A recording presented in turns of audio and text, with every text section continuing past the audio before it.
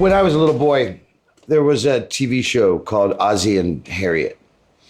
And the son, the fictional son of that TV show was Ricky Nelson. And we would watch it with my family, with my mom and dad. My little brother hadn't been born yet. This is in San Diego. And when the show was over, I had a toy guitar, and my parents would say, "Ladies and gentlemen, Ricky Joseph or Jerry Nelson," and I would pretend to be Ricky Nelson, and they would clap. I would tell you that I've been addicted to that sound for my whole life. To the point, my wife sometimes has to say, "You did the fucking dishes, man. Nobody's applauding," and since we lived in San Diego, I got a real guitar when I was 5 or 6. So that's really where the music part of me starts. There was a cartoon, the Beatles had a cartoon on Saturday mornings. And I watched one of those and went into my bedroom, and I wrote a song called Love Land. I'm gonna sing it for you. I know a game you can never win. I know a game you can never lose. The game is love. The game is love. You can only play it in a special land. The land is love land. And all of the sand is love sand. I've never written a better line my entire life. I couldn't write that line right now, that all of the sand is love sand. I should have quit there. And so I wrote this song, and my guitar teacher, I have it now. My mom found it, and she put the chords and put it together, and it's on the wall somewhere. From that moment, I wanted to be some kind of a rock star. There have been different things that I would have liked to have done. I think when young 10-year-old Jerry Joseph, I wanted to be a war hero, and then I got older and I wanted to be in the Hells Angels. And as an adult, I tried my hand at being an international drug runner and stuff that I wasn't very good at. And I had I'm a classic. Zero self-confidence, zero terrible self-esteem, horrible body image stuff. I just, because of the magic of Facebook, I ran into my 5th grade crush, Leslie Anderson. And I was so in love with Leslie Anderson. And I remember waiting for her to come to school. We were in 5th or 6th grade. And she comes walking up, and I'm like, "Hi, Leslie." She looks at me and she says, "Hey, Fetzo." I have gone back and looked at the photos of me in 5th grade 1,000,000 times. I was not an overweight kid, but I saw her the other day, and I was telling the story, and it like defined it defined me. And I found that music was a way to get attention. When I was about 11, and I got an electric guitar. Started playing bands in my junior high. So this is La Jolla, California, 72, 73. And I recognized the difference between being the guy in the band and not being in the band.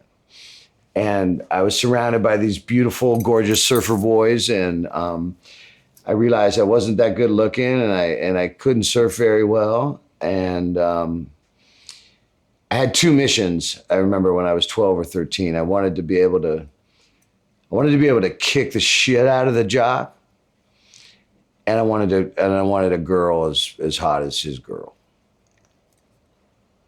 I swear to God, that's defines me. That was when people talk about, when did you connect with your muse, and when did your soul discover it? None of that. I wanted to fight good enough to like I said, to take that guy, and I wanted girls that cute to like me. That's it, man. You know, there was not a magical voice and telling me that I needed to make music. That point of my life, I was my parents were lovely people. My father was the youngest of 13. My grandparents, Bulis was from Syria. Mi was from Lebanon, Fursal, Lebanon. My dad had gone to Fursal before the Lebanese Civil War found the village that my grandmother had grown up in. She was still alive. These grandparents died at, Bulis was 105 when he died. And Mi was, nobody was really sure. Civil War broke out, and no one heard from this family for a long time. My dad died about 11 years ago, 2 days ago, right at Christmas, on an airplane. He was a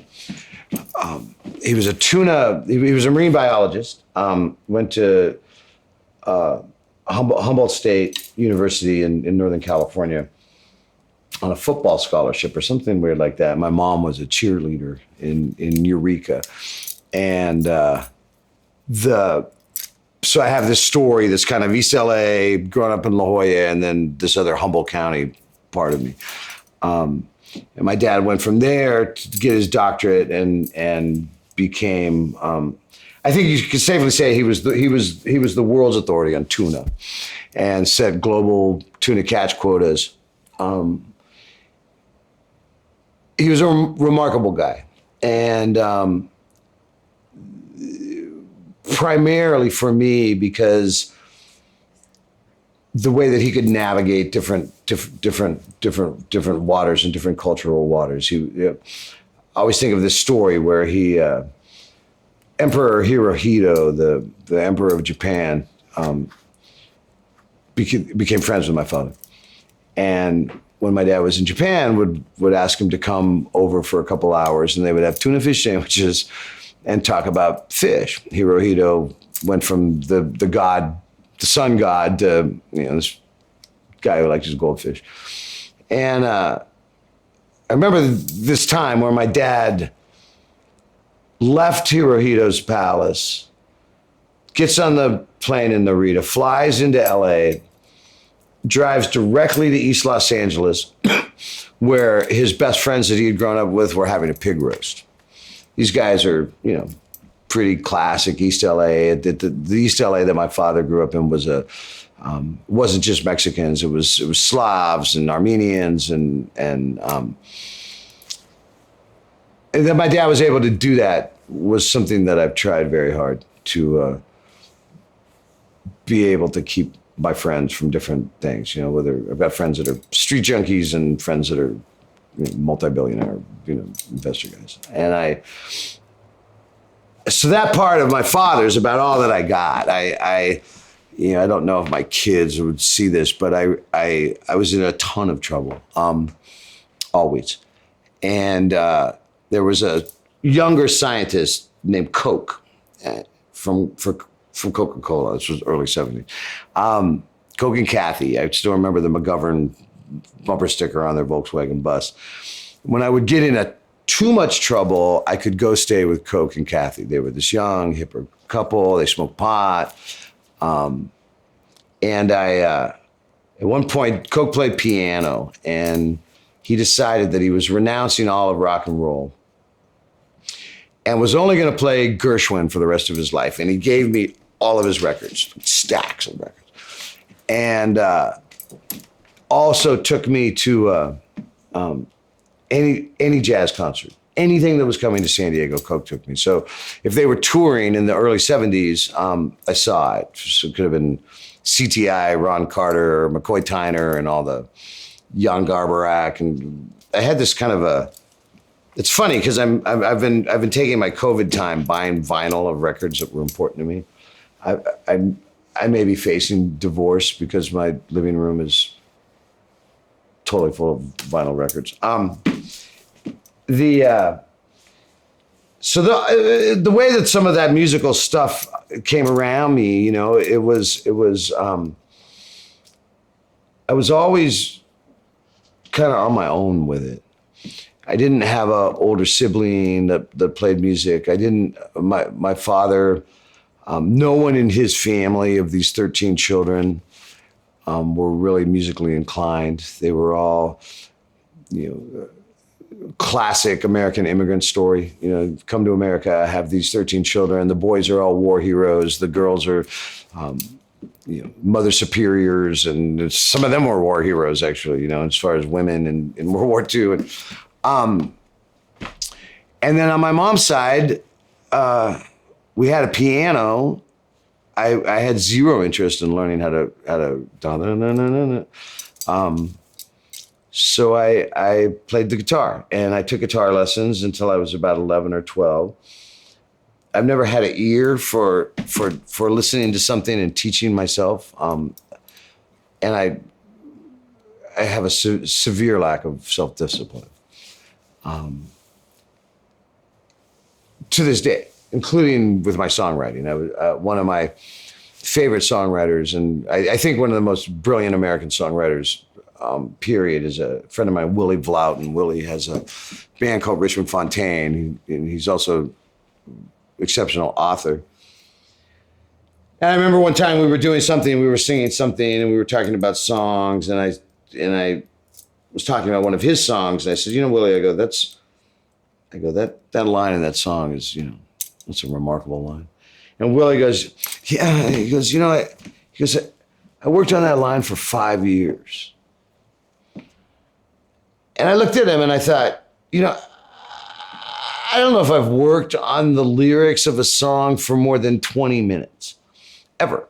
And I have a pretty big catalog of songs, and I've got 30 something records, and 400 something songs that are in rotation.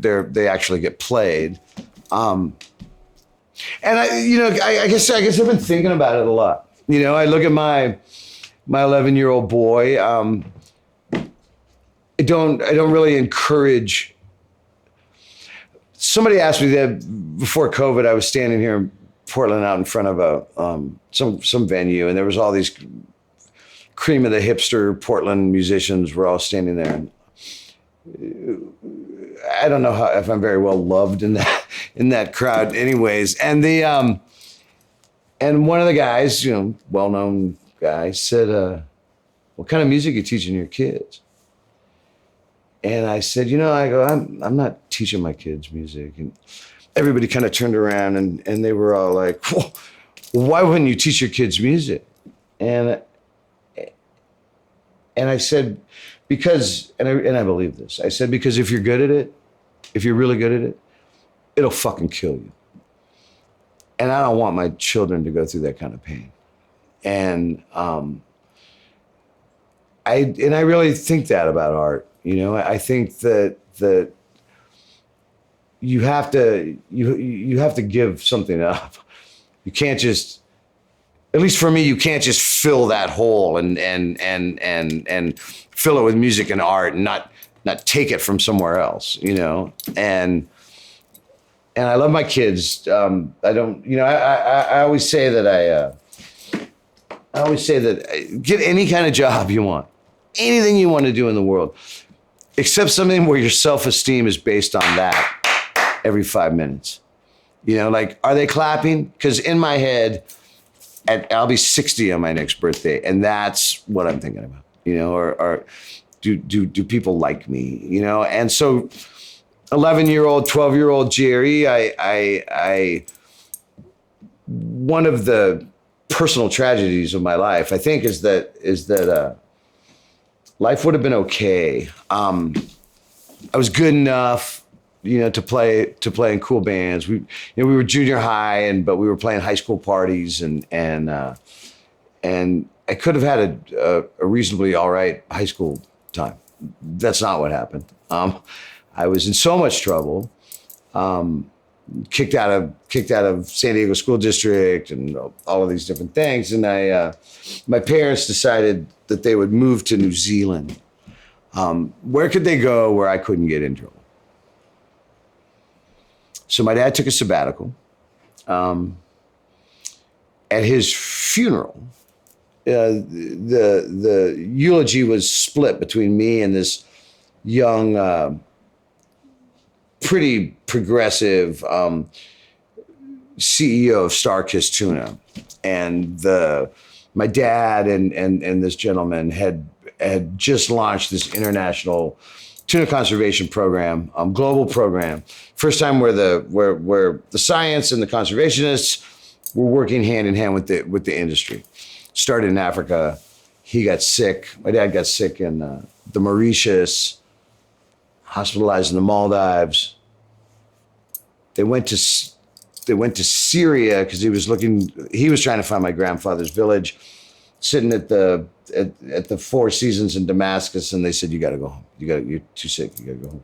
Had he not got on the plane, he would have lived, because in the end of the day, it was embolism, and it was the flight home that actually killed him. And he was interesting. It was a pretty good death as far as death goes. He's first class British Air, sitting next to his wife of 50 years, top of his game, and being the most well-traveled human that I've really ever met. If there's a port or a fishing boat, my dad had been there. He's from LA, and plane lands, and they say, welcome to LAX, and he gets up to grab his bag, drops dead. But he was home, and I've always thought that was really beautiful. I'd also had just my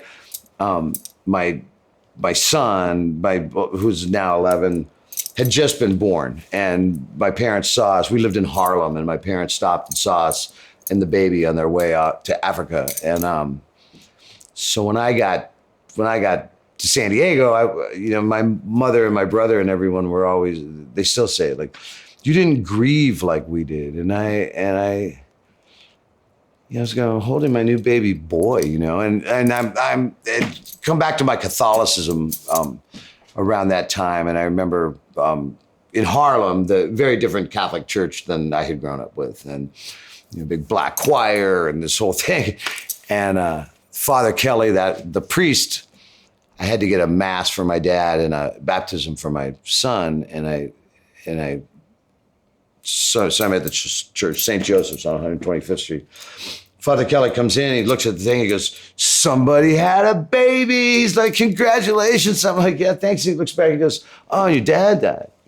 And I'm like, yeah. And I start to do this kind of circle movement. He goes, oh yeah, man. He goes, big circle. He goes, people get on, people get off. He goes, that's why I have a job. And the point of this is that at the eulogy, this guy from Star-Kissed starts his half. I did the other half. He starts his half, and he looks around the congregation. He says, do you like dolphin? I'm like, it's a weird question to start with. He goes, because if it wasn't for Dr. Joseph, there's some chance there wouldn't be a Pacific dolphin as a species. Like, he brought them back from facing extinction through overfishing and tuna, which means, if you think about it for a second, and he said because of the paper that Dr. Joseph wrote while he was on sabbatical in New Zealand, that's why we have healthy dolphin populations. So I would like to point out that I saved the dolphin, really. If it wasn't for me, there'd be no flipper. I'm just saying. I think the best thing that my parents ever did was they made guitar lessons a privilege. If I got in trouble, I wasn't allowed to go to my guitar lesson. As opposed to everybody else I know that if they got in trouble, they had to spend another hour at the piano. So think of all the people you know that can't even look at a piano because it's associated with punishment. My parents had no idea.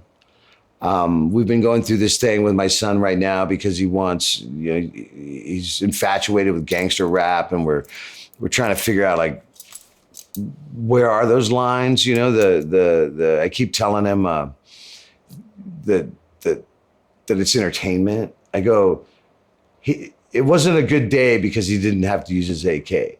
I'm like, trust me. This guy is not using an AK-47. I know people that are using AK-47s every day, and they're not in hip hop bands in LA. They're and it's the same thing with gangsters. It's like my brother runs these big tuna pens off of Baja California, and my son's been down there. They're pretty remarkable. But I'm like, Judah, you've met gangsters. All those guys are cartel. They're all Felix Brothers cartel, and I'll tell you what they're not doing. They're not singing songs about it. I know there's narco-corridos and people that actually write that kind of stuff, but so we're having this problem with it. And suddenly I feel like I'm censoring, and it's killing me. But between some of the stuff with women, or the way the songs talk about women, the violence, I'm not sure as a father what I'm supposed to do. It's like even the super brilliant stuff, Kendrick Lamar or D'Angelo or something, where is that line with your 11, 12-year-old? And I remember my dad, it was the poster where Bowie's kind of on his knees blowing Mick Ronson. It's a super kind of famous photo, right? Mick Ronson's playing, and I remember that was the one that my dad was like, this has got to come down. He let Black Sabbath and everybody stay up on my wall. I think that my parents associated, it was hard for them. I was into drugs really early, 9, 10, and a lot of trouble for it. Hard to not make a direct correlation between Black Sabbath singing Sweet Leaf or something, or Steppenwolf and Little Jerry's drug thing.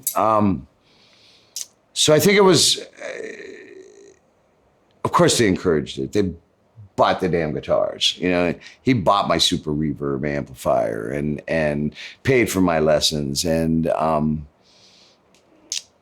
I think they hoped, when we got to New Zealand was the first time that I played professionally. I was 15. I turned 16 down there. I was in a couple of bands, and one of them actually had a deal with EMI, and I wanted to stay. And family was going to go back. The sabbatical was over, and I was in New Zealand not too long ago, and the guy promoter had to do all this vetting of me, especially with this. I was deported, but it's kind of a long story. They thought I was older than I was and put me into their prison system. And so the prime minister had to call my dad and say, we got your kid and we didn't know. So this guy had to vet it pretty heavily to bring me back in to do shows. And there are these letters in there from my father and from my mother, like supporting my wanting to stay and be a professional musician at 15 and halfway across the world. So I think it was a mixed bag. I think that nobody ever could understand where my rage came from. And I've had multiple therapists and rehab therapists and all these different people, you must have been molested or you must have something. And I don't think that's any of it. I've got a, I was blessed would not be the right word, but I have a really good memory. And I can remember a lot of things from like 2 years old. Maybe even Kennedy getting shot. I have this weird memory of standing at the TV with my parents and them crying and I would have been a little boy. But there are other things that I've brought up, memories that no one would have told me the story, So I was like, I remember when my mom was. Do you remember when Madeline Hughes was helping me with my Mexican jumping beans, getting them out of the furnace? And my mom looks at me and she's like, she goes, you would have been 2. Madeline Hughes was dead by the time you were 3. So I have this memory, and I wish I didn't. People. I have people all the time. To say, I actually had a guy say, "Don't you remember me, man? I was in your band in the '80s. You know, my band, Little Women." And I'm like, and then he'll go, but you know, you were such a mess those years. I'm sure you don't remember. I'm like, I remember every shitty thing I ever did, every person's feelings that I hurt, every heart I broke. Like, I remember all of it, and I would kill to not remember that stuff. So I think with my dad, he did support me, and continued when I made my first record and with Little Women. That was money that was supposed to go to my education, and my dad, you know, I'm 25 or something, but it used to be hard to make records. You know, it was like, you know, now it's so easy to make a record, but trying to get all the money and do all the things, and that came from my parents, you know. So there's no part of my history with my family where I have resentments about them getting in the way of my musical aspirations. They weren't going to let me grow my hair long when I was fourth grade, or, you know, I can think of those kind of battles. But I think my dad at the end couldn't come to my shows. He said it hurt him to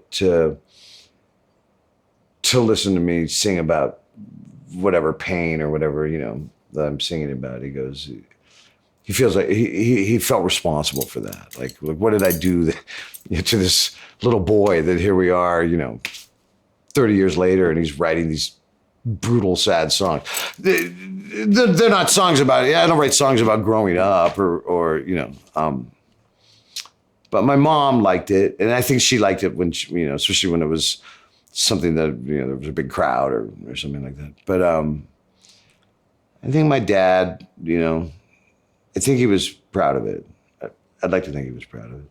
So I was in a lot of trouble in New Zealand. I was pretty violent. I definitely had like Napoleon complex, you know, little guy. Maybe not as bad as Joe Pesci and Goodfellas, but kind of that sort of guy, you know. And then I came back to the U.S. and I got in really a lot of trouble, serious trouble.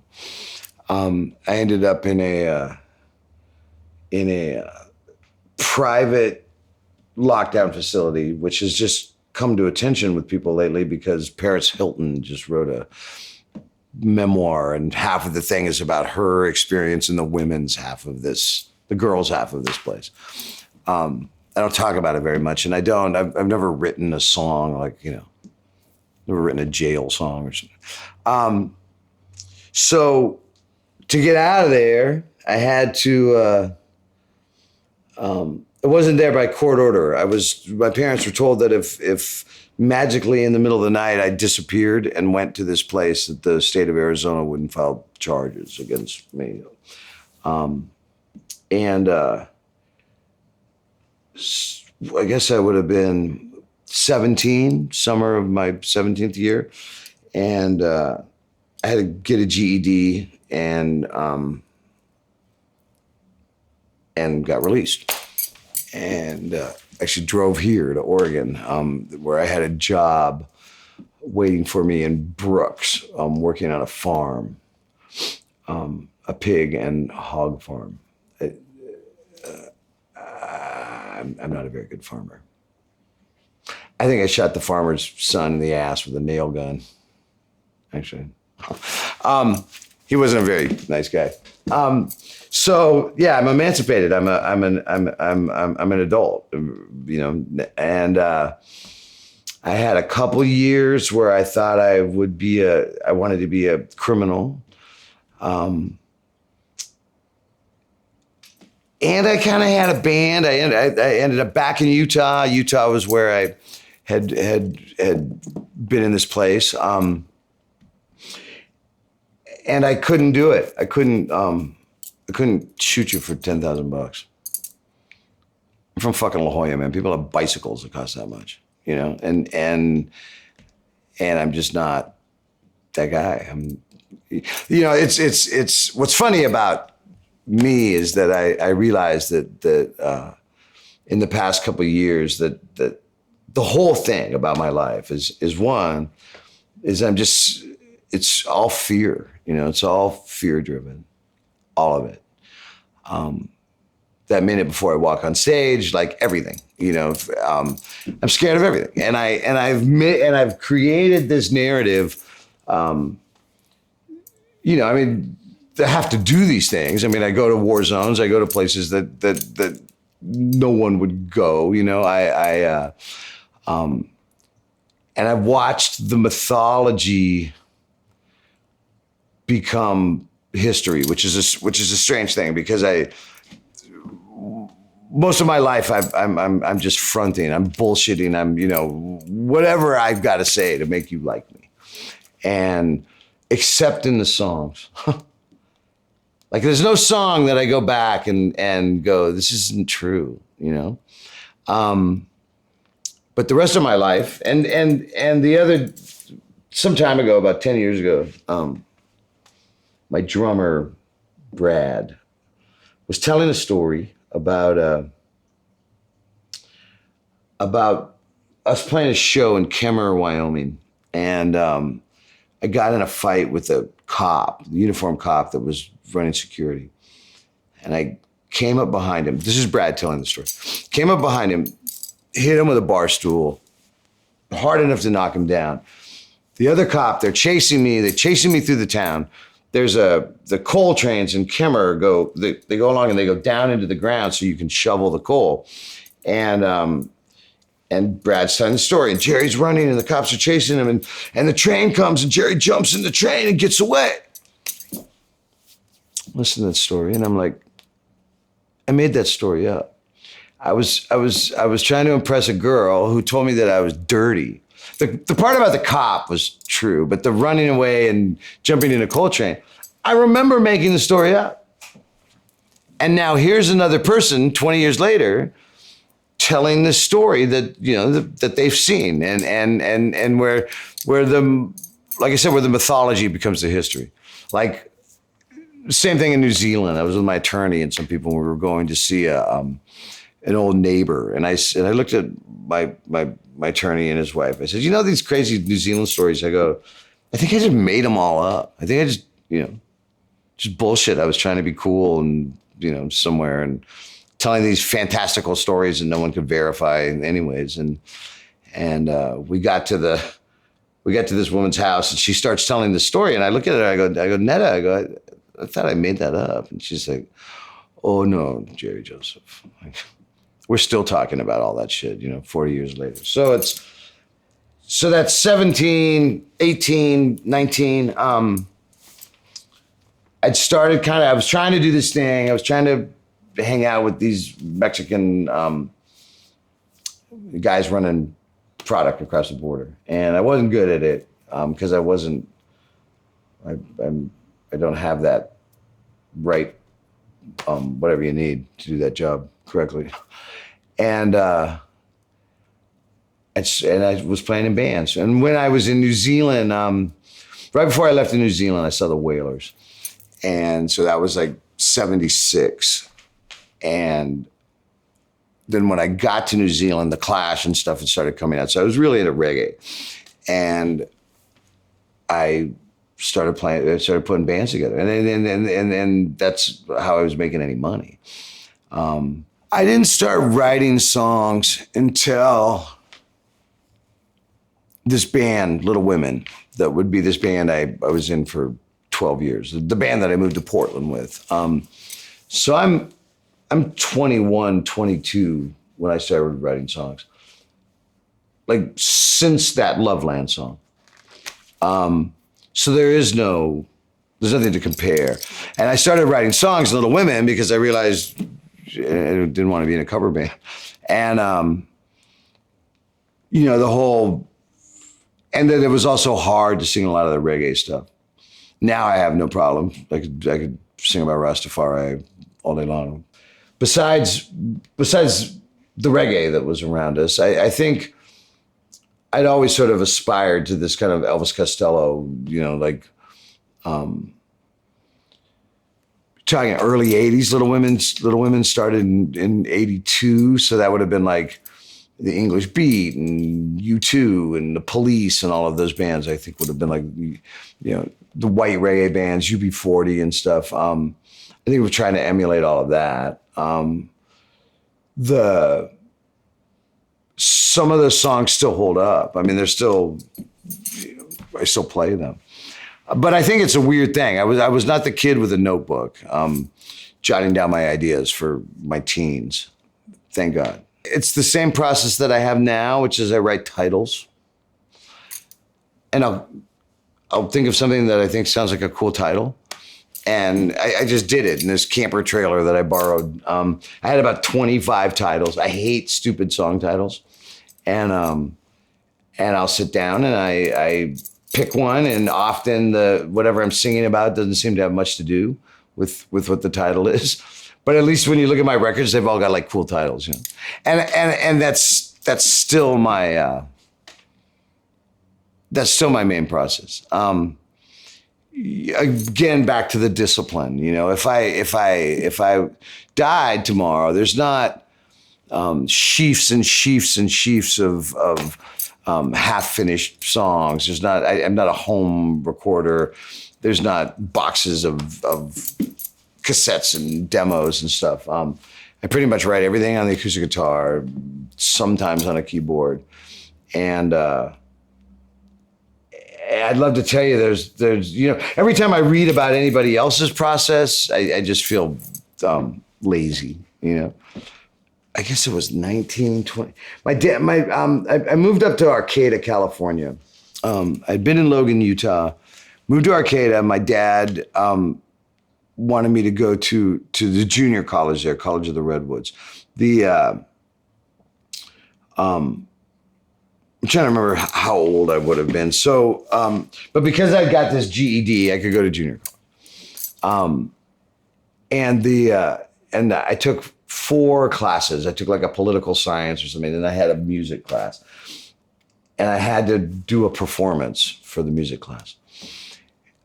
There were these guys, these white hippie guys in Arcata, and we talked about having a band, and we did 2 things. We learned a song that I had to play for my grade, and we booked a show in Arcata at the Blue Moon something. And we called ourselves the Root Rockers. We were Humboldt County, North Humboldt reggae or whatever it was. Played the class assignment thing. And it was like in this big auditorium or something at College of the Redwoods. The next night, we were walking down to our show at the Blue Moon, and there's a line for like 5 blocks. Like 5 blocks. I'm like, what's everyone doing? They're like, oh, we're going to see this band, the Root Rockers. I never looked back. I didn't go, I don't think I went back to school the next day. So we had this band for about a year in Humboldt, and then I was chasing a girlfriend, and she went back to Utah. So me and my drummer, Brad, took my truck, and we drove to Logan, and we started this band, Little Women. 1980, I'm in Arcata, California at a last stab at maybe getting some kind of education. And I was talking before that we'd put this band together called the Root Rockers, and it was all these guys that were older than me, and kind of hipster Arcata, Humboldt County. I've always had this pretty deep connection. That's where my family's from. So these guys were all out of the southern Humboldt communes and stuff, Wales Gulch commune and stuff. They'd come up to northern Humboldt. They let me play in the band, and we played a show at College of the Redwoods for my class assignment, and then we played this place, the Blue Moon Tavern on the Plaza in Arcata. and sold it out like 5 blocks of a line. That band, Root Rockers, then I did that for about a year, and it was mostly pretty successful. And it was these guys were older than me, and you know, like I was lucky to be able to sing a song but I started writing, and that's when I had been in bands, like in Utah, I had this band, Lewd Remarks, spelled like Quaalude, Lude. We thought we were so clever. Back when you could still get Quaaludes. And when I was 17, 18, and in Utah, and we played all these weird towns in like Idaho and Wyoming, and then the Root Rockers, it was these older guys, and they were, I don't know what the whole sordid story is, but at the end of the day, I grabbed this drummer, Brad Rosen, and who lived in my basement in Arcata, and he comes with me. We go back to Logan, Utah, where we had pre-set up some guys to have a band. We decided to call the band Little Women. I'm still not entirely sure why. I've never been in a band that I like the name to this day. I've always hated the names of my bands. And we got these gigs and as Little Women. So like Jackson Hole, there was a 2-week gig, 6 nights, 1 night off, 6 nights. I think it was like $1,000 or something for the week. And we were instantly really popular. And we created this thing out of the Rockies, from Missoula and Whitefish, Telluride, and Park City, and Taos. There was nobody playing original music playing in those places at the time, and it kind of took off. We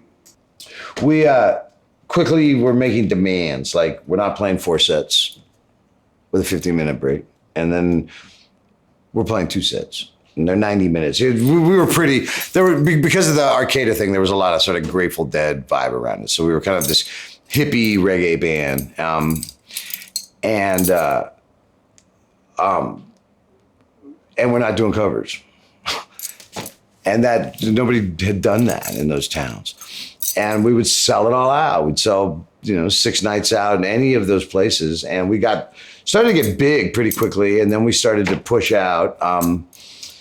Within 2 years, we moved to Boulder, Colorado. The same thing happened. Our first gig was on a Monday night, and they only wanted to charge $1 at the door, and nobody was very nice to us. And we come pulling up the same thing, lines for 5 blocks. And so Little Women was kind of like, we kind of ruled Colorado for quite a few years. And that's where things all start kind of getting really sticky, I think. We were always supposed to be we were going to be the next big thing constantly. Even now. Even the record I just put out, there's always that, this is your moment, And we had this manager, and he was the biggest coke dealer in Colorado. So there was a lot of money flying around us. And he went back to New York. I was mostly in New York. The band people were living in different places. And we did sometimes 250 shows or more a year. On tour. We just constantly lived on tour. We had a bass player pretty weird guy, and we never could figure it out until we all went to see Rain Man as a band. And that was the first time we realized that we had a severely autistic guy, in our band. With all of that became, I wanted, I wore a lot of eyeliner. I wanted to be Keith Richards. I developed those kind of habits. And it was always like the record deal was always next week. If you look at the list of bands that opened for us at that time, you'd laugh. They're all massive, you know, like, and it just never landed for us. You know, I've lost some pretty big record deals. I wanted to move to Spain. This is 1989. Just had a baby with my girlfriend, and she had another older. She already had a child, so my oldest son and my daughter. I thought the band should move to Europe, and my drummer had moved to Eugene and said, "No way, he's not leaving Oregon." We were pretty successful in Seattle, San Francisco, Los Angeles, and we couldn't get arrested here. And I remember the first time we played here, we smashed into Tony Demicoli's car. He was, remember how intimidating he used to be with a German Shepherd, and like, you know, and street drugs were really accessible. That was one of the things that we thought was cool about Portland. It was super cheap. It was affordable. And so I got a bunch of money. I flew up here by myself. I stayed at the Mallory Motor, and scoped it out, talked to a few people, and then gave my band all money to move here, which they all promptly spent. Got here and didn't have any money, and we rented a house on off of Killingsworth and like 33rd, kind of right there where the New Seasons is. And at that time, it was like, you know, drive-by shootings and stuff every night. But I'd been in New York, and we thought it was great, you know. Portland was a weird place for us, though. We were not. Whatever the reggae world, and we had kind of done our stuff as far as reggae. We toured a lot with like big bands, but neither of the reggae or the kind of hippie world were very nice to us when we got here. I had this ex-girlfriend who was engaged to Andy Wood from Mother Love Bone up in Seattle, and those guys were nice to us. The Dharma Bums, you know, it was like this world of people that we weren't really cool enough to like play shows with them, but they were nice to us. And the established kind of what we thought was going to be our friends up here wasn't the case. The ska bands or whatever the fuck, all these bands. So I've always had this weird relationship with Portland and the Portland music scene.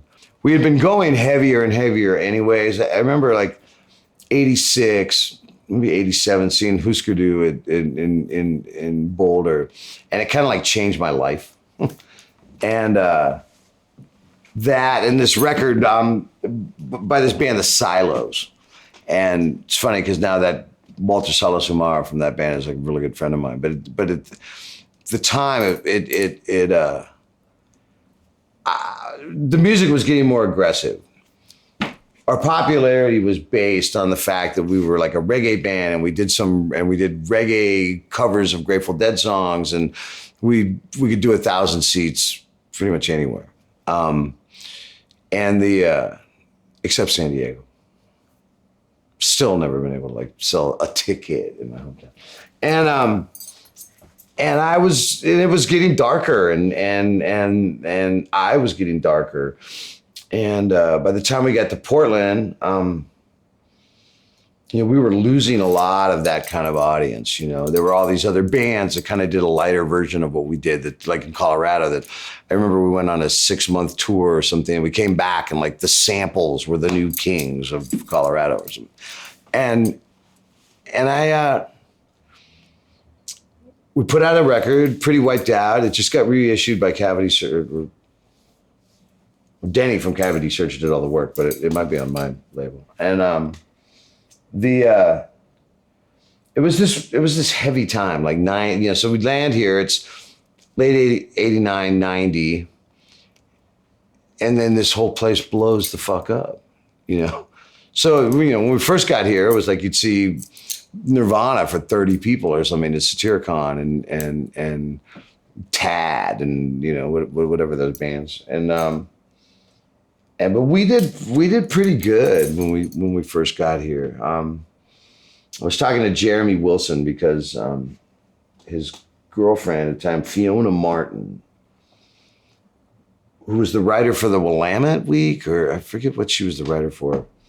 She was leaving. She was moving to Costa Rica, and she writes this article about leaving Portland, and it's scathing. She goes after every single band in the Portland music scene. I mean, just like eviscerates everyone. And you get to the end, and she goes, there are two things that I think matter. And she goes, one is my boyfriend's band, the Dharma Bumps. And the other is this band that just moved to town called Little Women. And she writes this thing about it. It was like super out of left field for us because we were constantly getting killed by you know, indie radio guys in Ames, Iowa, or, you know, we were like the natural thing to hate. It had all the buttons, you know, it was like reggae and hippies and, you know, all those replacement kids, you know, they hated it. And so I don't know, it was like that Fiona Martin thing, and we had sort of landed in Portland, you know. I was trying to think what years those Vinnie shows were, because it was I never really felt I don't know what the right word, but I've never really felt part of the family or something in the Portland music scene. And I hate that word family when people talk about that for music, but and I'm not sure why. I've been pretty lucky, you know, and I've had my ups and, you know, I've never got what that little boy wanted. That dream never materialized. Jerry Nelson, Ricky Joseph, like, simply didn't have. I've struggled with it, you know. I think particularly that time we had this record, we had this thing pretty big thing in Rolling Stone. We were signing to Capricorn Records, and Phil Walden who ran Capricorn, was like calling my mom. My mom's like, Jerry, who's Phil Walden? I'm like, he's the president of Capricorn Records, and he's the guy that, you know, discovered the Allman Brothers and all this stuff. I go, why is he calling you? She's like, he calls me once a week and he says that you're the white Otis Redding, and he should know because he was Otis Redding's manager. And you know, like, I thought this thing was in the bag. And at the last minute, I lost the deal. And I'm 30 and I thought I was done. And that's when my personal problems got really bad. People ask about regrets, you know, and my biggest regret in music, or maybe in my life, besides people I wish I hadn't hurt or something, is having not listened to people telling me how young I was. I thought I was 30, I'd lost this record deal, you know, and there had been a number of them kind of on the table and stuff that hadn't worked out, but this was the one. And you know, I thought it was like runway models and quarterbacks and stuff. Like, you hit a certain age and that's it. And so I everything that I'd worked for, I thought was over. And people were trying to tell me, they're like, dude, you're 30 years old. You know, you're young. And to me, and I think about the life that I'd lived up until 30, I felt old, you know, like, and I wish I would have listened, because the next 5 years were really bad for me, you know. But I stayed working. You know, I made cool records, and you know, I could sell out La Luna as Jerry Joseph and friends. You know, but somewhere I don't know if I'd really recovered from that for a long time. And you know, even now at turning 60, I still you still hold out this hope, you know, and it's so silly, but it's like with COVID, for 25 years I've tried to break Europe. I've played Europe so many times for 6 people in London, you know, or 4 people in Barcelona, and I had a label over there, and it just never clicked. All I've ever wanted is like attention from there and Australia. So Capricorn. When that deal fell apart, my they were going to sign 4 bands: Widespread Panic, Colonel Bruce Hampton, my friends Bloodkin, and us. Us being the only ones that weren't Southern, and that's actually kind of what happened. Was that the Southern? You know, they were the great Southern label, and someone was like, "Why would you sign these guys?" My friend John Bell, who was the singer of Widespread Panic, put a label together to put me. They didn't sign Bloodkin either. They didn't sign the 2 bands that would have actually had hits. And so he put this label together for me and Danny Hutchins of Bloodkin. Made this my first big record, like down in the South with guys from Muscle Shoals and all this stuff. But my health, you know, I was in a pretty bad way as far as my predilections, you know. And same thing with my home life, you know. I had not been married. I have lovely children. We were touring, and then Little Women broke up, and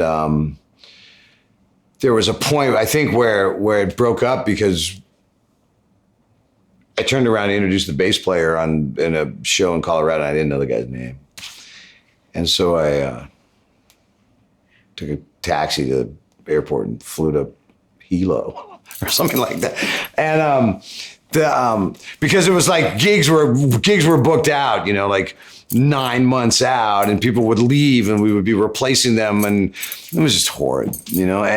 But we made some good music and I made some cool records, and then at this time I'm 35, and I'm in New York, and I'm close to kind of on the streets, and I had this girlfriend. She was wealthy, and she was a famous model, and she was the last person that believed that I could get sober, and so I end up on her couch. She's not my girlfriend anymore by this time, and I got a job working on a movie set, in locations, basically picking up trash, and I loved it, and I wasn't going to play music again. And I was hired. Paramount had hired me for the next movie, and this one was like Harrison Ford in a Sidney Pollack remake of Sabrina. And then I was going to start the First Wives Club or whatever that movie was. Same thing, picking up garbage, you know, driving around with Teamsters, and I really liked it. And I didn't want to hang out in the city with money. So a friend had flown me up to Montana to look at maybe helping him promote. He's a pretty big promoter, but he didn't know anything about like punk bands and maybe give me that job. I got up there. I'm 34, and I fall out of a tree and I break my arm. These kids had put up a rope swing, and they were nobody wanted to go first, and I'm like, oh, I'll do it. So I climb up this thing, and I grab the rope, and I put my feet on the thing to kick out, and the rope snaps, and I fall 20 feet and break my arm. Can't go back to New York. But I could play the guitar. And so I started playing every Wednesday at this club in Bozeman. And that led to then the band that I still have now, the Jack Mormons. So that light or whatever at the end of 5 years, I think it was, I still crave it, you know. I crave it to this day. You know, I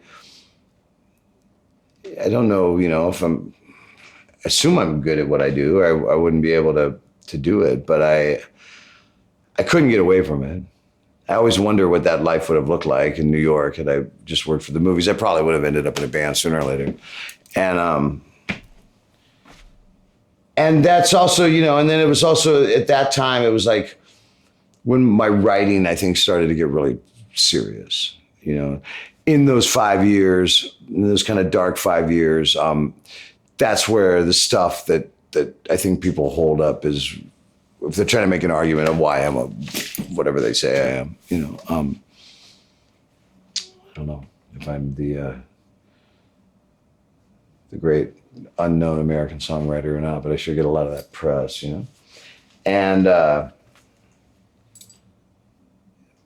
yeah, and then the Jack Mormons started, and then the thing that was funny about the Jack Mormons is through all of that, I was able to sell these pretty big markets out. And it seems like it was like a comeback tour, but I was only gone for like 6 months or something, you know, to get sober. And it took the band, and we did this one swing of the West. Everything was packed. Everything was sold out. And the second swing, tumbleweeds. Like, no one liked my new music, you know. Lost all my fan base.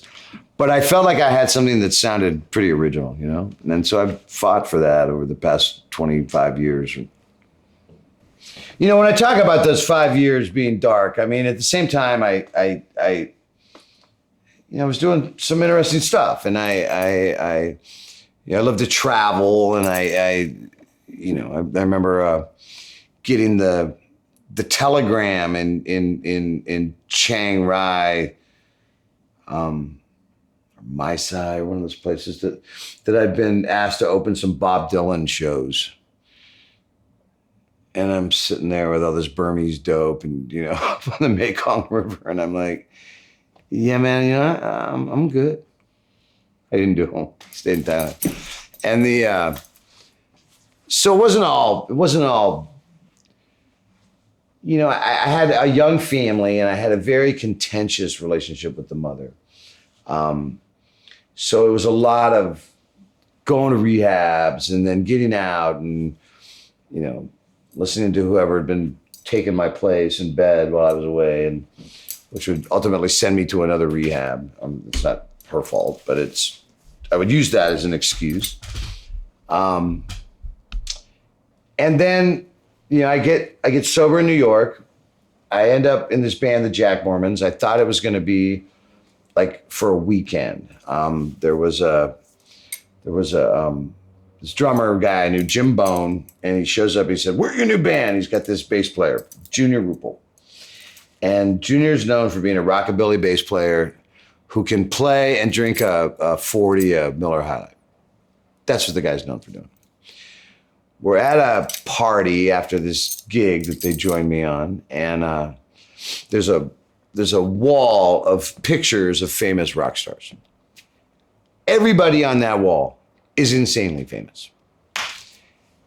And Junior points to the wall and he goes, "Who is that?"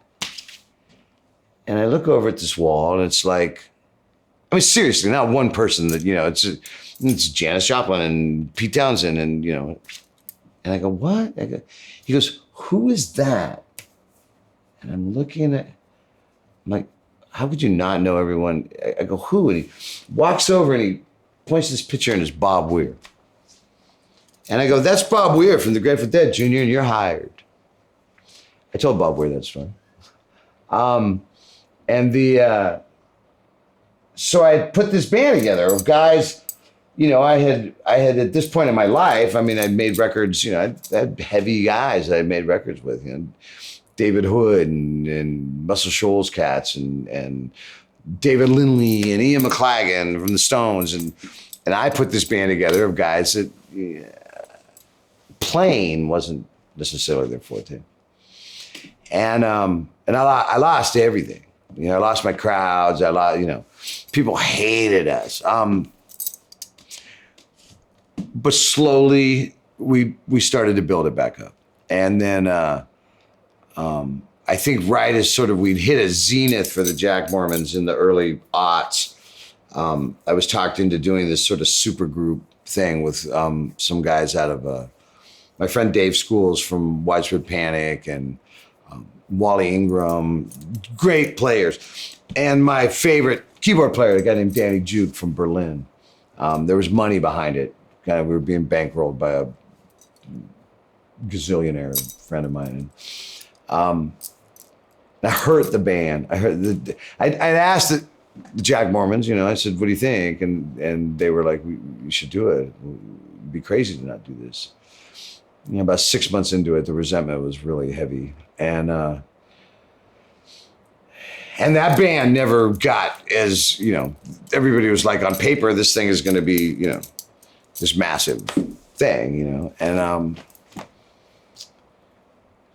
the thing that people don't remember about the Jack Mormons is when I started that band, I'm already 35 years old, right? I've been in Little Women since I was 21. And I'm already old, and we're talking about the Jack Mormons right now because it's 95. It's been 25 years that I've been in this band. And I'm proud of my band, but it's not the same people. My drummer now is my friend Dex, Steve Dreeses. He's married to Jenny Conley from the Decemberists. Since COVID started, we do a weekly show called The Happy Book. I have a record called The Happy Book. And it's like 90 minutes. We fought really hard to keep it free. We won't put it behind a paywall. The first few months, I was making a lot of money off of this thing because it's all tips. And my bigger rock star friends are all doing their paywall thing, but there were like quite a few times where I get home and my wife's like, "How much money did you make?" I'm like, "I made fucking $5,000 sitting in a basement." That hasn't held up consistently, but it's kept me. It's allowed me to pay my people and myself and have this unprecedented in history, most remarkable time to be home with my young family. And provided I don't get COVID and die as a heavy smoker, but there's actually a considerable amount of scientific stuff coming in that it's not killing the smokers. Killing the ex-smokers. But whatever will ultimately kill you of the nicotine and tar is coating your cells, and COVID can't get in. So assuming that I survive, this has been the best 9 months of my life. The Jack Mormons are going along, and one thing that I've had that has sustained me, besides the fans that I have that are amazing, is I've been very lucky to always have kind of benefactor people in my life. I've never not been able to make a record. I've never not been able to get a plane ticket to Paris or something when I need to go to work. And I've been really fortunate. My guitars, I own a bunch of really nice guitars. I'm not a guitar guy. I don't sit around like to look at my guitars, but they're all gifts. Like the I've had this weird thing where I didn't get what I wanted, which was fame and perhaps fortune that goes with it. Fame is what I wanted. Critical acclaim is what I wanted, and still desperately want. But I've been really lucky, and I've just had people that have been lovely to me. Now I always think more of my life has been a lot more like sort of a like a painter, like not Basquiat, but that type of idea where you had a patron and they get you a warehouse and bunch of paint and you're allowed to make art. And I've been able to live like that. My records, I think the most I've ever sold of a record is 10,000 copies or something. So it's not right home indie success. I'm not Fugazi, but it just needs to really be noted because that's really a part of the story. That people have stepped up and they have helped me all the way, including back when I was sick. When I'll get into this thing that I do with kids in war zones, but raised $50,000-$60,000 for one of these trips to buy the guitars. And this one kid, who we remembered from Sulaymaniyah, Iraq, comes in, and I tell the interpreter to please tell him we're glad to see him. First thing he says is, I don't need an interpreter anymore. He's like, I speak English now. And second thing he says, he goes, I came last time because I knew you were giving away guitars and I could sell one. He goes, instead, I stayed for 3 days for my guitar, and he goes, and I wanted to show you this. And it was his admission stuff for University of Iraq and Sulaymaniyah as a music major. Incredible. I looked at my friend, I go, that worth $50,000? Right? People spent that much money to send me to rehab, to high end, and so that's an important piece, I think, of my life, that being fortunate to have friends that have essentially bankrolled my art. I maybe that would have been different, had that not been happening. Maybe if I had to work harder somehow, or had to get a some kind of other job. I've never had another job really, except for that time in the movies. Some stuff when I was young for a little while, working at a factory in Utah or mowing lawns or something in La Jolla. So it's given me this. It's just like the last, God, pretty long now. Almost 10 years, I had a guy who's been shooting footage about me, and the idea of making some kind of film about me. And I've been able to just pick where I want to go and we put a tour together. So we did Thailand, Cambodia, Vietnam, Malaysia, and then we did Lebanon and Israel and bunch of stuff in Europe. And I just think it's important to mention that because I don't want to imply that somehow through my own grit and tenacity, I've been able to pull all of this stuff off. I've had help. It's cool. It's the first time in my life I've ever done anything for anybody else. It's all been about me. My whole life, me, my songs. I don't write for the most part, character studies of, I'm not Robbie Robertson. I don't write that I'm a coal miner in 1897. I don't write those. It's me. It's my heart and my love and my passion and my dick and my pain and that's what I read about. And so, a couple things. Because of my father, I had been in Nicaragua during the Sandinista Revolution, or I've had dinner with weird people like Noriega and some traveled and I had been to some kind of edgy places. Then we were in Israel, and the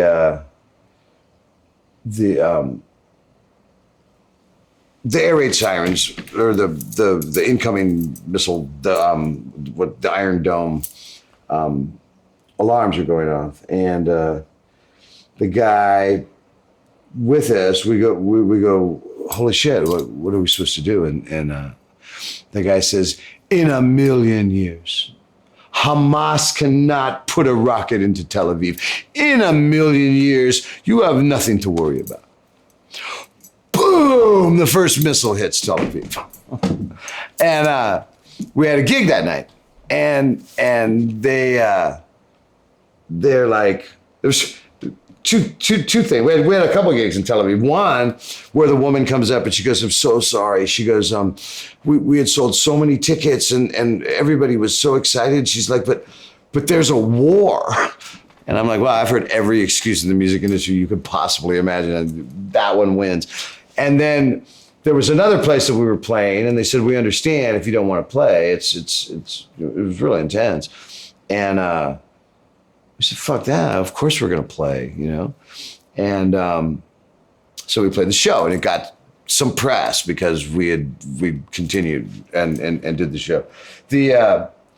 That led to people that we knew in Kabul, Afghanistan. The Taliban had put a fatwa, what's the right word? A fatwa is kind of like a hit, you know, or like with Salman Rushdie, they've declared that the person needs to die. And they put a fatwa against aid workers in Afghanistan, foreign aid workers. The way that we caught Osama bin Laden, if you believe the story, which I'm not a conspiracy guy, I believe the story, was a CIA sponsored polio vaccine program. Which was actually vaccinating people for polio, but it also gave them a reason to knock on the door. And so the Taliban probably rightly decides that all aid workers in Afghanistan are CIA. And every NGO and nonprofit in Afghanistan were pulling their people out as fast as they could. My friend Michael Lewis, a local musician here, had been there before. And, but it was a little different. It was not quite so heated. And asked if, and the people in Kabul asked if, because they knew about Tel Aviv and they knew about my history, they said, you know, you've been to these places, you've done this kind of stuff. Would you come and teach at our underground rock school? We actually have an underground rock school and there's a bunch of kids and everybody's leaving. And I said, of course. So we did a big fundraiser, raised a lot of money. And me and Michael headed over. We shipping, we bought all this musical gear and we're getting it all shipped over. And by the time we get to Istanbul, the death threats are pretty intense. And we're getting all of these death threats, and it's not entirely clear where they're coming out of, but it was enough to give us pause. And I called my mom. I said, would Dad still go? And she said if he said that he would go, he'd continue to go. And so we went. And showed up in. I had also called this military friend of mine, who had been advising me on some stuff, and I said, "What would you do?" I go. The threats are pretty serious. He said, "You know," he goes, "We've been fighting the Taliban now for at this point, however many years ago, 10 years." He goes, "They're fighting for their tribe. They're fighting for their valley. They're fighting for God." He goes. And frankly, he goes, they like it. They're not scared of American ICBMs. They're not scared of special ranger units. He goes, you know what scares them? And I'm like, no. He goes, you teaching their kids how to play guitar and put it up on social media. He's like, so put on your fucking big boy pants and get on the plane. And so we fly into Kabul, and it was remarkable.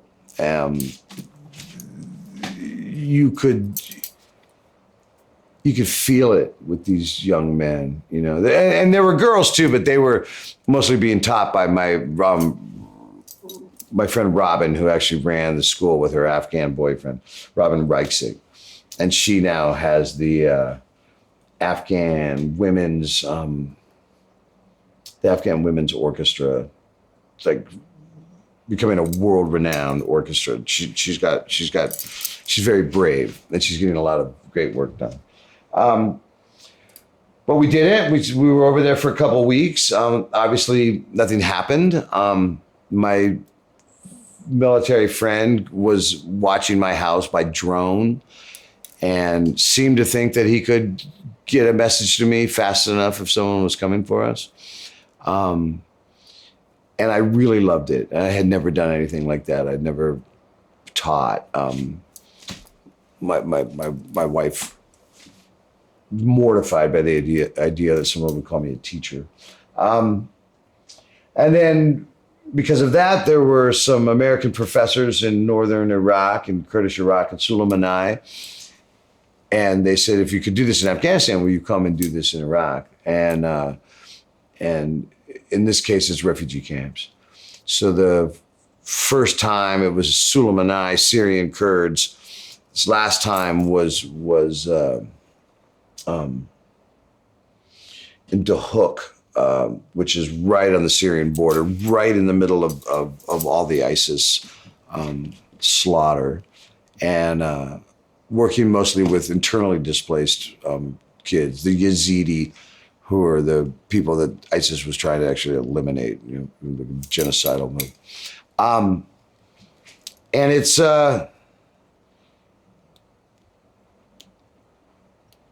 it works for me in a number of ways. One, at one point, somebody was talking about how much I care and how brave I am and willing to go out to bring music to these kids. And my wife laughed and said, not about the music. It's about Jerry being able to say he was just in Afghanistan at a cocktail party, right? Like, and she's right. I got a lot of personal mileage out of it. I often say it's better for me than it was for the kids, except that that's not true.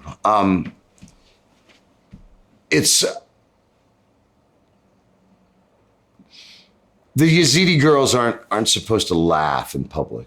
It's considered unseemly. And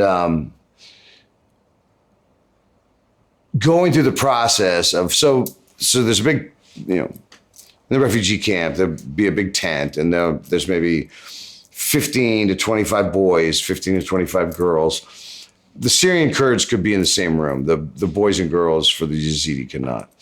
And you got to be very careful. Like the first time I just went to grab this girl's hand and move her fingers for the cord, you could hear the gasp. The men that were guarding the thing, like it was a moment. But these kids had just got out of ISIS slave camps. When the girl says that she's been raped, she means by multiple men for the past couple of years. When the boy says that he saw his parents die, it's because ISIS actually made him shoot them.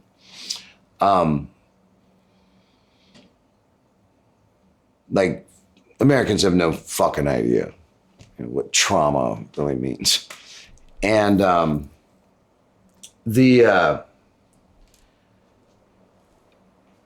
so with the Yazidi girls, they're very shy and they're looking kind of, they're looking down. They've got these guitars. And I was trying to get them to engage them by doing kind of like a Bob Marley, like yo, yo, yo, yo, yo, yo, yo, yo. I was trying to do that kind of call and response.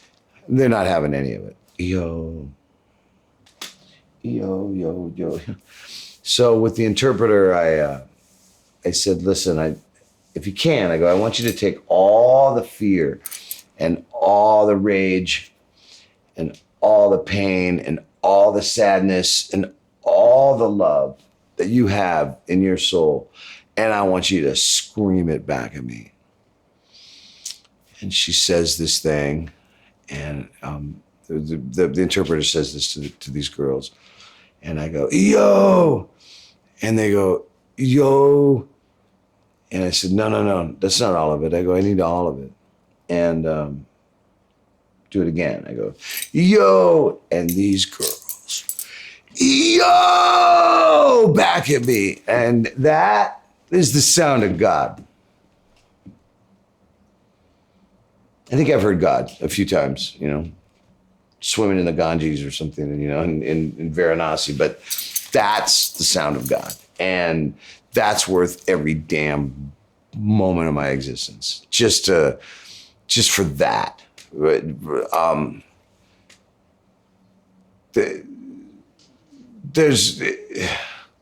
makes anything else that I do as far as music related just almost seem moot. I like my new record. I love making it with my friend Patterson Hood, and I'm excited to make more, and I'm excited to go back on tour. But my nonprofit, the Nomad Music Foundation, is we were just kind of getting ready to expand. We were going to go into Bangladesh with the Rohingya, or how do you say that name correctly? There's some African stuff. I had been in Accra in Ghana, and I did a show with a bunch of some of the top high life players in Accra. These guys don't own their own guitars. We were waiting to go on, and this is the cream of the crop of Ghana musicians. And I'm like, what are we waiting for? And the guy that spoke English said, we're waiting for this guy's guitar. And I go, we're waiting for the guy who he's borrowing it from. And I go, borrowing it? I go, we didn't have a guitar? He's like, none of us have our own instruments. And so there's all these things to me that are super exciting. And then I was took my son Judah up the Amazon the fall before last, and had met a bunch of people that were working with kids in the favelas, especially like the river favelas of I'm trying to think of Manaus is the city in Brazil. So there's tons of work to be done and opportunities and stuff to really. I'm not going to sit here and tell you that guitars can change the world. And I don't think that that's true. But showing someone that they're loved and that you care about them, and for me to walk into a situation like that and say, "Hi, I'm Jerry. I'm an American, and I'm not here to kill you," which is most of their experience with Americans, and I'm here to help you find a way to express some of the shit that you've been going through, and to get it out. And I think that's if that's the only thing that I'm known for at the end of this whole story of my life and wanting to be a musician, then that's great. That's something that I can show my kids and to not be afraid to that you can do that stuff and you can make it up. And that's the same thing. It's the same part of the story in the beginning, like with my music career. I made it up. I didn't have a mentor. I didn't know how to do it. I put a band together and booked gigs and I wasn't even living, I was like Little Women. I was in Utah. It wasn't like I was in New York or something where there was this clear path. And it's the same thing with the nonprofit stuff. Like there wasn't a how-to book, and particularly for what we were doing. And a lot of times you get into a lot of walls. People are like, you can't do that. You can't bring guitars in war zones and not have a massive security apparatus around you. And we found that not having the security apparatus was the best. It kind of makes you a little less high profile. And so that's, when this stuff blows over. Right now, the camp that I was last worked at is being bombed as we speak by the Turks. And COVID has arrived, and there's no ventilators, probably for 1,000 miles. To be clear, the thing with the nonprofit is it's not selfless. It's got a lot of press on it. You know, it's opened doors that people that would normally never write about me, you know, are writing. So there's that, and I like to travel. That's a way to, you know, it's a way to go to places that I normally couldn't get to. But when I talk to younger musicians, there's a couple of points. One is that it's a really weird time to be a musician in your late 50s or anything north of 30. Records, you know, do people really buy records? You know, there's no money. Spotify, I went from, you know, reasonably large quarterly checks from BMI, and then Spotify started, and, you know, they're a 20th of what they were. Touring is really some of the only viable income. I don't personally have a line into product placement, commercial stuff. I know there are people that are making pretty good livings doing that. So it's hard, and nobody really knows what to do. And this is all before COVID. Like, what, you know, how do we make a living? How do we continue? But I think that for a 20-year-old artist right now, musician or painter or whatever you're doing, choreography, that since the first human took charcoal and mud and red berry juice and made a bison on the wall of his cave,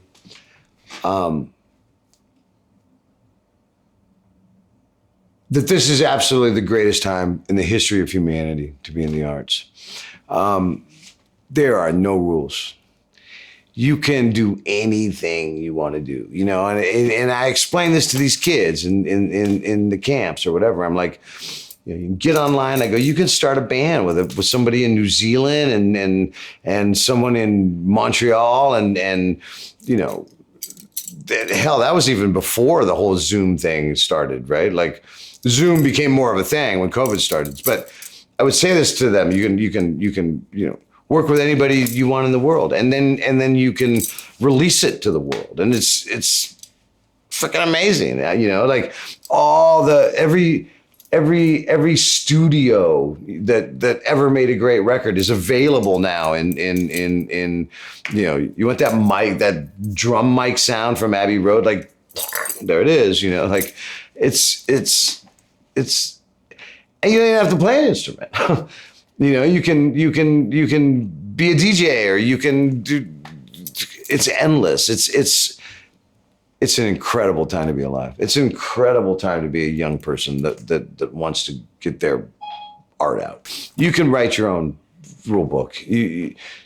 No one can tell you what to do. You know, and we're watching it everywhere. We're watching, it's funny now, like here in Portland, watching the clubs, you know, like support the venues, you know, where after all of these years of, you know, 3-4 bands on the bill and, you know, we're making them so much money in drink sales and whatever. And they're still charging all the different bands for the print, for the column ad, you know, it's like, I mean, on that level, it's hard to be in a young band. Like, how the hell are you ever going to make any money? You know, but it's forcing now the venues to rethink, you know, the musicians were important to them. Stuff is changing, you know. I think that the same idea that I've had, that I personally had over the years, like, you know, people are like, well, you can't go play Cambodia and Vietnam and all that stuff. There's no routing for that, and they'll make it up, you know. And I also I play shows in the places that I go with Nomad. So, you know, I've done shows in Kabul and around Iraq, and so I think besides that kind of hopefulness, I think the main thing that I tell young musicians is tell the truth. Nothing else fucking matters. just be honest. I can hear it in a second. You know, when I'm with my son and he's listening to whatever, hip hop station, you can tell in a second, right? Who's telling the truth and who's not. Like if you, you know, however you want to present it, whatever you want to do, if you, you know, keep it honest, people are going to be attracted to it. People can tell. There are a number of things like that. I think I notice, like every night when I walk off stage, I go, you know, Dallas, Texas, you know, we love you. I go, God loves you. Good night. I don't always know if God loves you or not, but I know what their faces look like when I say that. And I know the way that people just kind of, you know, like they hold on to each other. They're like, you know, that they're loved, you know, that was talking about the screaming homeless woman last night. Just to figure out a way to tell her that she's loved. And that's, I think what's important. I think that for young artists, it's like, you only got one shot, you know? So don't make it bullshit. You know, like, you know, I know you want to do fiction, right? Fiction or you know, be a movie, you know, get into movies. Like, you know, my friends that are movie stars, they're not saying their own words. You know, what makes them incredible is being able to deliver someone else's script, you know? So I think for young people, it's like, don't let anybody tell you can't do it. Because everybody's going to tell you can't do it, you know? And, you know, I don't know if, you know, we live in a world now where the stars to my children are, I don't even know what the fuck they do. These, you know, these YouTube stars and these Instagram stars, and you're like, what skill is it that they, I don't even know what it is. But my kids know, like, everything, you know, like you talk about like Kardashians or something like that. And you're like, well, what did they do? Like, it's like hedge fund guys, you know, and I know some hedge fund guys. I'm like, what do you do? Like, do you put anything back into, you know, humanity? And they're like, no, you know, it's just this made up thing. Somebody had a good idea and, you know, guys are pulling 500 million a year, you know, like, so it's, I think that music is like, I didn't know if I thought that it was that important sometimes, but I know that on my weekly thing, on my happy book at Thursday nights, 6 o'clock Pacific, that it's helping. I'm really hesitant to say that me playing music is helpful. I know, you know, there's a guy I know that's in a big, massive band. He got sober and was using the AA terminology of like, you know, I'm just doing service. And I'm like, fuck you, you're doing service. You're selling out Madison Square Garden and, you know, serving yourself, you know, but I've rethought that over this past few months, you know, when I read the things that people write, you know, about this dumb little show that I do, you know, and it's me and Steve Dreeses and Jenny Conley, and Jenny has a theme song, and we started like a TV show, and then we play, and then I try to not repeat originals, and we're coming on our 40th show, and still haven't hit all the original material. So it's, you know, maybe it is helpful. Maybe it does save somebody. You know, I know through the sobriety stuff that I get a lot of that. I get a lot of messages like, hey man, I'm on the floor of my bathroom with a 9mm in my mouth. You know, tell me how you did it. You know, what should I do? And you're like, well, don't be the fucking douchebag that's fucking wife finds you with half a head on the floor. You know, like, don't do that. And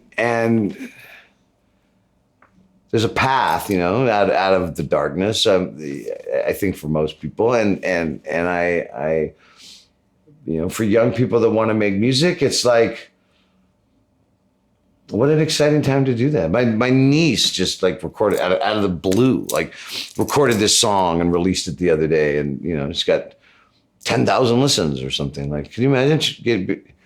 We were kids in rock bands having 10,000 people listen to something that we did. Unheard of.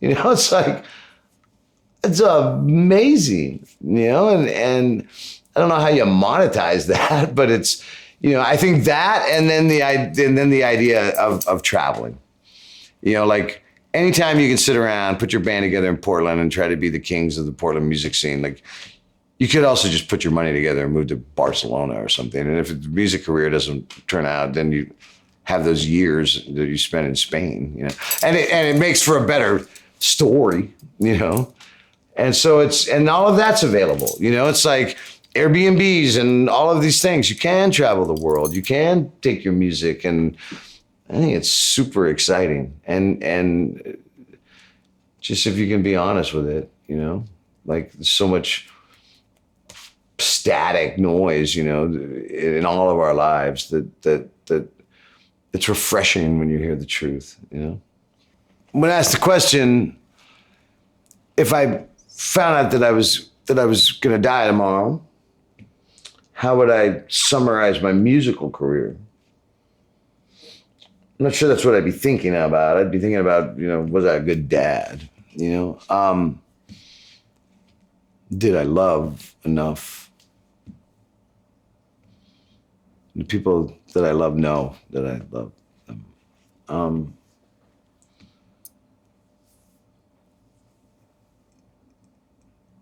My musical career, just I never gave up. That's it.